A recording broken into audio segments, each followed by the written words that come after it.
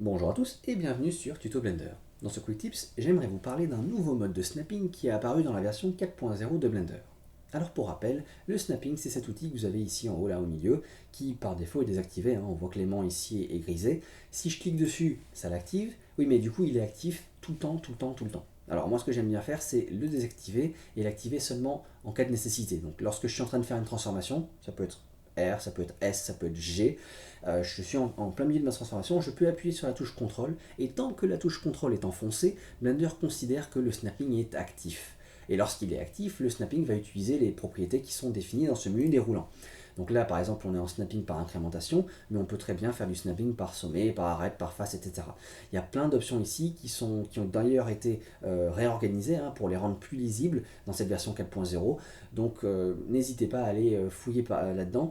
Seulement, dans cette vidéo, moi, je ne veux pas me servir de tous ces outils. Là, on va oublier qu'il y a toutes ces options ici. On va oublier le snapping à côté. On va oublier la touche contrôle. On va se concentrer sur un nouveau mode de snapping euh, qui va nous permettre de snapper donc cette sphère à ce nouvel objet là que j'ai créé pour l'occasion.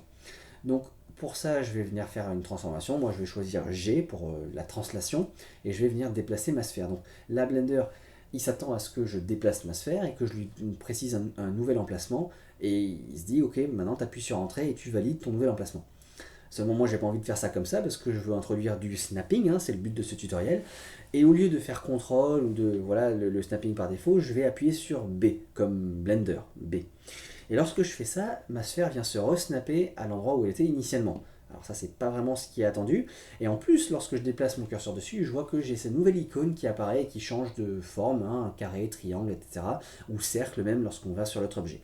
Qu'est-ce qui se passe maintenant? Blender est d'abord en train de nous dire, tu peux définir un nouveau point de pivot pour ta sphère. Donc par défaut, si on ne faisait pas ça, Blender il viendrait snapper au niveau du point orange qui est ici, qui est donc le point de pivot de ma sphère, le centre de gravité de ma sphère. Ou alors ça pourrait être un autre point de pivot, ça dépend de ce que vous auriez défini là-dedans. On peut aussi dire qu'il va se snapper au sommet le plus proche. Enfin, il y a plein d'options qui sont encore une fois à définir là-dedans. Mais là, Blender se dit, eh ben, dis-moi quel point veux-tu snapper à partir de ta sphère. Donc moi je vais lui dire par exemple la base de ma sphère, et si je viens cliquer ici, à partir du moment où j'ai cliqué, eh bien, Blender va donc déplacer ma sphère avec mon curseur, et donc je peux venir maintenant encore une fois déplacer, faire ma translation. Et lorsque je viens sur mon nouvel objet, Blender va snapper automatiquement ma sphère au niveau du point que je lui ai défini. Donc là en l'occurrence la base de la sphère. Alors, je ne valide pas encore parce que je vais vous expliquer les différents pictos qui sont en dessous le curseur. Là, par exemple, j'ai un cercle qui veut dire que je suis en train de snapper sur la face de mon autre objet. Si je me déplace sur un point de contrôle, enfin sur un sommet, ça se transforme en carré. Si je vais sur une arête, ça se transforme en sablier ou en double flèche là, qui viennent pincer l'arête en question. Et si je me déplace assez, je viens sur le centre de mon arête et Blender se transforme en triangle. Et il détecte effectivement les centres d'arêtes et il vient se snapper sur le centre des arêtes. Donc ça c'est très bien. Mais je ne vais pas encore valider tout de suite parce que j'ai encore autre chose à vous montrer, c'est que maintenant qu'on est là, au lieu de valider juste en appuyant sur Entrée et ça y est, fini, basta, tout est bon, je peux valider ce point de snapping mais en définir un autre, voire même plusieurs autres. Donc au lieu d'appuyer sur Entrée ou de cliquer avec la souris, je peux faire A. Et là, Blender valide le point de contrôle, mais le point de snapping, mais il me permet d'en choisir un autre. Par exemple, le sommet qui est là-bas. Et tant que j'appuie sur A, je peux définir de nouveaux points de snapping. Alors d'abord, je place mon curseur où je veux, où je suis bon, où j'ai le bon snapping. Et quand je fais A, il valide cet emplacement et il te permet d'en faire encore un troisième, un quatrième, etc. Et bien sûr, la sphère va se positionner au point médian de ces...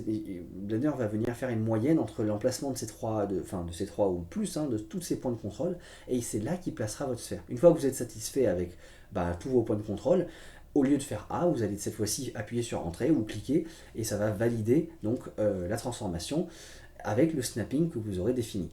Et ça, c'est le nouveau mode de snapping de Blender 4.0. J'espère que vous avez appris quelque chose, que ça vous aura été utile. Et puis moi, je vous dis à la prochaine. Salut!